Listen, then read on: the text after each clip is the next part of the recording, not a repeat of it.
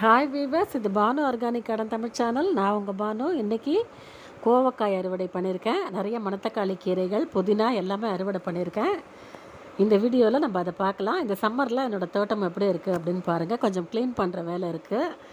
நான் next video clean பண்ண மாடி தோட்டத்தை காமிக்கிறேன். இது க்ளீன் பண்ணாத மாடி தோட்டம். நெக்ஸ்ட் வீடியோ நேற்றுக்கு தான் நான் மாடி தோட்டம்லாம் க்ளீன் பண்ணியிருக்கேன். இந்த அரேஞ்ச்மெண்ட்ஸ்லாம் கொஞ்சம் செடிகள்லாம் மாற்றி வச்சுருக்கேன். அதெல்லாம் நீங்கள் அடுத்த வீடியோவில் பார்க்கலாம். இப்போ தான் என்னோடய சேனலை ஃபஸ்ட் டைம் பார்க்குறீங்க அப்படின்னா பானு ஆர்கானிக் கார்டன் சேனலுக்கு லைக் போடுங்க, வீடியோவை ஷேர் பண்ணிக்கோங்க, மறக்காமல் சேனலுக்கு சப்ஸ்கிரைப் பண்ணி சப்போர்ட் பண்ணுங்கள். காய்கறி கழிவை கண்டிப்பாக கம்போஸ்டிங் பண்ணுங்கள், வெளியில் தூக்கி கொட்டாதீங்க. சம்மரில் சூப்பராக கம்போஸ்டிங் பண்ணலாம். என்ன கொஞ்சம் நிழலான இடத்துல நீங்கள் கம்போஸ்டிங் இருக்கிற அந்த பைகளை மூடி வைக்கணும். அவ்வளோதான் உங்களுக்கு விஷயம். மற்றபடி நிழலான இடத்துல வச்சிங்கன்னா கம்போஸ்டிங் ரொம்ப சுலபமாக ஆகும். இந்த செம்பருத்தி செடியிலையும் பூக்கள் தொடர்ந்து பூத்துக்கிட்டே இருக்குது. இதில் இன்னொரு பதியனம் நான் போட்டிருக்கேன். நான் போட்ட இன்னொரு பதியனம் பார்த்திங்கன்னா சூப்பராக தழிஞ்சு வருது. அதுலேயும் மொட்டுக்கள் வைக்க ஆரம்பிச்சிருச்சு. மல்லிகை செடி, செம்பருத்தி செடி எல்லாமே நம்ம அந்த குளிர் மாதத்தில் செப்டம்பர், அக்டோபர், நவம்பர் இந்த வாக்கில் பதியம் போட்டோம் அப்படின்னா சம்மரை தாங்கி வளர்ந்து நமக்கு நிறைய பூக்கள் கிடைக்கும். ஜாதி மல்லி செடியும் ப்ரூனிங் பண்ணி கவாத்து பண்ணி விட்டுருக்கேன். அதெல்லாம் அடுத்த வீடியோவில் நீங்களாம். இது பதியன் போட்ட செம்பருத்தி செடி பாருங்கள், எவ்வளோ சூப்பராக தழிஞ்சு வருது அந்த மூலையில். அந்த பதியன் உயிர் பிடிச்சி வர வரைக்கும் நீங்கள் கண்டிப்பாக நிழலில் வச்சு ஒரு மாதம் வளர்க்கணும். அப்போ தான் அது சீக்கிரமாக உயிர் பிடிக்கும், நல்லா தழிஞ்சு வரும். மல்லிகை செடியில் நிறைய அரும்புகள் வச்சுருக்கு. மல்லிகை செடி மட்டும் எப்போவுமே புதுசாக வர கிளைகளில் தான் அரும்புகள் கட்டும். அதனால் நீங்கள் கண்டிப்பாக இந்த நவம்பர், டிசம்பர் இந்த மாதங்களில் நீங்கள் கவாத்து பண்ணணும். அப்போ தான் ஜனவரி ஆரம்பித்து உங்களுக்கு பூக்கள் கொஞ்சமாக கொடுக்கும். இப்போ பிப்ரவரி, மார்ச், ஏப்ரல் இந்த மாதிரி நேரத்தில் நல்ல பூக்கள் கிடைக்கும் உங்களுக்கு. அதனால் நீங்கள் டிசம்பர் லாஸ்ட்டில் கூட கவாத்து பண்ணலாம், டிசம்பர் ஆரம்பத்தில் கூட நீங்கள் கவாத்து பண்ணி விடலாம். டிசம்பர் மறந்துட்டிங்க அப்படின்னா ஜனவரி மாதம் கூட நீங்கள் இந்த கிளைகளை ப்ரூன் பண்ணி விட்டிங்கன்னா இப்போ நிறைய பூக்கும். மல்லிகை செடி மட்டும் கவாத்து பண்ணி நிறைய கிளைகள் வர வச்சா தான் உங்களுக்கு நிறைய மொட்டுக்கள் அதில் வைக்கும். புதிதாக வரக்கூடிய அந்த தளிர்களில் தான் மல்லிகை செடி மட்டும் உங்களுக்கு மொட்டுக்கள் வைக்கும். அதனால் கண்டிப்பாக நீங்கள் மல்லிகை செடியை கவாத்து பண்ணி தான் வளர்க்கணும். கருவேப்பிலை பாருங்கள், சம்மர்லேயும் சூப்பராக இருக்குது. அதுவும் நான் இலைகள் ஒடிச்சு எடுத்துக்கிட்டே இருக்கேன். இந்த நித்தியமல்லி செடியிலையும் தினமும் ஒரு கை பூக்கள் கிடச்சிக்கிட்டே இருக்குது. நான் கொடியாகவும் ஏற்றி விட்டுருக்கேன், இந்த மாதிரி செடியாகவும் வளர்த்துட்ருக்கேன். எந்த விதமாக உங்களுக்கு வசதியாக இருக்கோ மாடி தோட்டத்தில் நம்ம இஷ்டம் தாங்க, அந்த விதமாக நம்ம வளர்த்துக்கலாம். உங்களுக்கு தெரியணுங்கிறதுக்காக கொடியாகவும் வளர்த்துருக்கேன், இது செடியாகவும் வளர்த்துருக்கேன் அப்படின்னு சொல்கிறேன். நீங்கள் ரெண்டு விதமாகவும் கண்டிப்பாக ட்ரை பண்ணி பாருங்கள். இந்த ட்ராகன் ஃப்ரூட் பார்த்திங்கன்னா சூப்பராக போகுது, ஆனால் கொஞ்சம் பழுக்க ஆரம்பிச்சிருக்கு. யாராவது ட்ராகன் ஃப்ரூட் கட்டிங் வளர்த்த அனுபவம் இருக்குது அப்படின்னா இதை பார்த்துட்ருக்கவங்க கமெண்ட்டில் சொல்லுங்கள். இந்த சம்மரில் இந்த ட்ராகன் ஃப்ரூட் கட்டிங் பழுக்குமா? ஒரு எல்லோயிஷாக அந்த கிளைகள்லாம் மாறிக்கிட்டுருக்கு. நான் தண்ணி கூட நிறைய கொடுக்கறதில்ல, சிக்கனமாக தான் கொடுக்குறேன். கோவக்காய் ஒன்று நான் பார்க்கல, பழுத்து போயிருக்கு பாருங்கள். கோவக்காய் மட்டும் கரெக்டாக பார்த்துக்கிட்டே இருந்து பறிக்கணும், இல்லைன்னா பழுத்து போயிடும். நிறைய காய்கள் இந்த சீரியல் பல்பெலாம் போட்டு தொங்க விட்டுருப்பாங்க பாருங்கள் ஒயரில், அந்த மாதிரி சூப்பராக கொத்தாக காய்கள் வச்சுருக்கு. இதுக்கெலாம் நான் என்ன உரம் கொடுக்குறேன் அப்படின்னு நினைக்கிறீங்க? ஒன்றுமே இல்லைங்க. வெளியில் உரம் வாங்கி நான் கொடுத்ததே இல்லை, எப்போவாது தான் கொடுப்பேன்.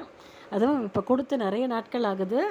நம்ம பண்ணுற காய்கறி கழிவு உரத்துலேயே எனக்கு இந்த மாதிரி ஒரு அறுவடை கிடச்சிக்கிட்டே இருக்குது. இன்றைக்கும் நிறைய ஒரு 1/2 கிலோ கோவக்காய் நான் பறிச்சிருக்கேன். கண்டிப்பாக காய்கறி கழிவை நீங்கள் நம்ம செடி வைக்கிற சிமெண்ட் தொட்டி, க்ரோ பேக்கு அதில் கூட நீங்கள் போட்டு கம்போஸ்டிங் பண்ணலாம். அதனால் கண்டிப்பாக தூக்கி போடாதீங்க. கம்போஸ்டிங் சார்ந்து நிறைய வீடியோக்கள் நம்ம சேனலில் இருக்குது. நம்ம சேனலை புதுசாக பார்க்குறவங்க கண்டிப்பாக செக் பண்ணி பாருங்கள், உங்களுக்கு ரொம்ப யூஸ்ஃபுல்லாக இருக்கும். இந்த மாதிரி காய்கறி கழிவை மட்டுமே வச்சு நீங்கள் சிம்பிளான ஒரு ஹோம் கார்டனிங் எல்லாருமே பண்ணலாம். எவ்வளோ காய்கள் வச்சுருக்கு பாருங்களேன், ரொம்ப ரொம்ப ஹாப்பியாக இருக்குது. வாரம் இல்லை 10 நாளைக்கு ஒரு தடவை இந்த மாதிரி உங்களுக்கு காய்கள் கிடச்சிக்கிட்டே இருக்கும். கோவக்காய் மட்டும் நல்லா காய்க்கும். இதுக்கு மட்டும் சீசனே இல்லை, இது எல்லா சீசன்லேயும் காய்கள் கொடுத்துக்கிட்டே இருக்குது. இப்போ நிறைய கட்டிங்ஸ்லாம் கூட சேல்ஸ் பண்ணுறாங்க. தோட்டம் வச்சுருக்கிற நண்பர்கள் கண்டிப்பாக கோவக்காய் கட்டிங் எல்லாருமே வாங்கி ட்ரை பண்ணுங்கள், ரொம்ப நல்லது உடம்புக்கு. இது டேஸ்ட்டு பார்த்திங்கன்னா அவ்வளோ சூப்பராக இருக்குங்க. நம்ம வீட்லேயே நம்ம வளர்த்த செடி அப்படிங்கிறதுனால ஆர்கானிக்கான டேஸ்ட்டு சூப்பராக இருக்குது. கண்டிப்பாக ட்ரை பண்ணுங்கள். இன்னும் கொஞ்சம் உள்ளுக்குள்ளெல்லாம் இருக்குது அந்த பக்கம். இந்த அல்மண்டா எல்லோ கலரில் பூக்கும் பார்த்திங்களா, அல்மண்டா கொடி அது மேலே தான் ஏற்றி விட்டுருக்கேன். பந்தல் வசதி இல்லைன்னா கூட பரவாயில்ல, பக்கத்தில் இருக்கிற பூச்செடி, எந்தெந்த கொடியாட்டமாக நீங்கள் வளர்க்குற செடிகள் இருந்தாலும் சரி, அது மேலே ஏற்றி விட்டிங்கன்னா இந்த மாதிரி சூப்பராக காய்க்கும். இந்த அல்மண்டாலையும் இப்போ நிறைய பூக்கள் மொட்டுக்கள் வச்சு பூத்த வண்ணமே இருக்குது. இந்த பூக்களை கூட நான் சுவாமிக்கு வைப்பேன். இதுலேயும் மகரந்தம் இருக்குது நடுவில். வண்டுகள் மேய்க்கிற பூக்கள் எல்லாமே நம்ம சுவாமி பூஜைக்கு பயன்படுத்தலாம். இதில் எந்த விதமான சந்தேகமும் உங்களுக்கு வேண்டாம். நிறைய பூக்கள் தொடர்ந்து கோவக்காய் கொடியில் வந்துக்கிட்டே இருக்குது. இந்த கோவக்காயும் நான் உங்களுக்கு கட்டிங்ஸ் மூலமாக பதியம் போட்டு காட்டுறேன். எனக்கு டைமே இல்லைங்க, வெயில் ரொம்ப ஜாஸ்தியாக இருக்கா, மாடியில் வந்து எந்த வேலையுமே பண்ண முடியல. இந்த வெயில் கொஞ்சம் குறையட்டும், உங்களுக்கு வந்து இன்னும் ஒரு 1.5 மாதம் கூட பொறுத்துக்குங்க. மே லாஸ்ட்டில் நான் வந்து நிறையா உங்களுக்கு கோவக்காய் கட்டிங்ஸ் பதியம் வச்சு காமிக்கிறேன். இல்லை என்றைக்கு வெயில் இல்லாமல் இருக்கோ, கம்மியான வெயில் இருக்கோ, அன்றைக்கி நான் கோவக்காய் கட்டிங்ஸ் உங்களுக்கு பதியம் வைத்து காமிக்கிறேன். இந்த பூச்செடியோட கிளைகள்லாம் திக்காக பதியம் வைப்பீங்க பார்த்தீங்களா, அதே மாதிரி தாங்க. நல்ல பென்சில் சைஸுக்கு திக்கான கிளைகளை எடுத்து நீங்கள் மண்ணில் ஊண்டி வச்சுட்டு அது 1 மாதம் வரைக்கும் நல்ல நிழல்பாங்கான இடத்துல வச்சுட்டிங்க அப்படின்னா சூப்பராக அது உயிர் பிடிச்சி வந்துடுது. இதுதாங்க டெக்னிக்கு. வெயிலில் மட்டும் வைக்கக்கூடாது. நீங்கள் கண்டிப்பாக செஞ்சு பாருங்கள். ஜாதி மல்லி கொம்பு, மல்லிகை செடியோட கொம்பு எல்லாமே, செம்பருத்தியோட கொம்புகள், அந்த கிளைகள் எல்லாமே திக்காக இருக்கணும். ஒரு சின்ன பென்சில் சைஸுக்கு திக்காக இருந்தால் கூட போதும். கண்டிப்பாக அது உயிர் பிடிச்சி சூப்பராக தழைஞ்சி வரும். என்ன கொஞ்சம் நீங்கள் நிழல்பாங்கான இடத்துல மட்டும் வச்சுக்கோங்க, அதை மட்டும் ஞாபகத்தில் வச்சுக்கோங்க. இந்த கத்திரி செடியும் கவாத்து பண்ணி விட்டுருக்கேன். இதுலேயும் பூக்கள் வர ஆரம்பிச்சிருக்கு. என்ன ஒன்று, எல்லா செடிகளுமே வெயிலில் கொஞ்சம் பாவமாக இருக்குங்க பார்க்குறதுக்கே. டெய்லி மார்னிங் தண்ணி கொடுங்க. ஒரு நாள் கூட நீங்கள் விட வேண்டாம். 1 நாள் 2 நாள் நீங்கள் மறந்துட்டால் கூட செடிகளுக்கு ஒன்றும் ஆகாது, தாக்கு பிடிக்கும். ஆனால் 3 நாள்லாம் போச்சு அப்படின்னா செடிகள் கண்டிப்பாக வாட ஆரம்பிச்சிடும். எங்கேயாவது ஊருக்கு போயிட்டீங்க, வெளியில் போயிட்டிங்கன்னா 2 நாள் வரைக்கும் கூட இது உயிர் பிடிச்சி தாக்கு பிடிச்சி வளருங்க. அதில் எந்த சந்தேகமும் உங்களுக்கு வேண்டாம். இவ்வளோ கோவக்காய் இன்றைக்கி நான் அறுவடை பண்ணியிருக்கேன் பாருங்கள். இன்னும் கருவேப்பிலை கொஞ்சம் பறிக்க போகிறேன், புதினா கொஞ்சம் எடுத்துக்க போகிறேன். ஜாதி மல்லி செடியிலையும் கொஞ்சமாக பூக்கள் பூத்துக்கிட்டே இருக்குது. இதுக்கப்புறம் இந்த செடியை நான் கவாத்து பண்ணணும் அப்படின்னு இருக்கேன். நெக்ஸ்ட் வீடியோவில் ஜாதி மல்லி செடியை நான் எப்படி கவாத்து பண்ணியிருக்கேன், அதை எப்படி வந்து உரங்கள் கொடுக்க போகிறேன் அப்படிங்கிறத நான் உங்களுக்கு ஷேர் பண்ணுறேன்.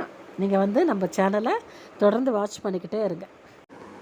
ஜாதி மல்லியோட இலைகள் கருகுதுன்னு நிறைய பேர் சொல்லியிருக்கீங்க. சம்மரில் வந்து அதுக்கு வாய்ப்புகள் அதிகமாக இருக்குது. தண்ணி மட்டும் டெய்லி மார்னிங் ரெகுலராக கொடுங்க. மாதம் ஏதாவது ஒரு மண்புழு உரம் கண்டிப்பாக போட்டு விடுங்க.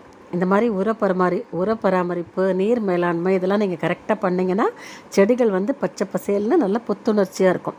இன்றைக்கி இவ்வளோ பூக்கள் கோவக்காய் அறுவடை பண்ணியிருக்கேன். இந்த வீடியோ பிடிச்சிருந்ததுன்னா நம்ம பானு ஆர்கானிக் கார்டன் சேனலை லைக் பண்ணுங்கள், ஷேர் பண்ணுங்கள், மறக்காமல் சப்ஸ்கிரைப் பண்ணி சப்போர்ட் பண்ணுங்கள். தேங்க்ஸ் ஃபார் வாட்சிங்.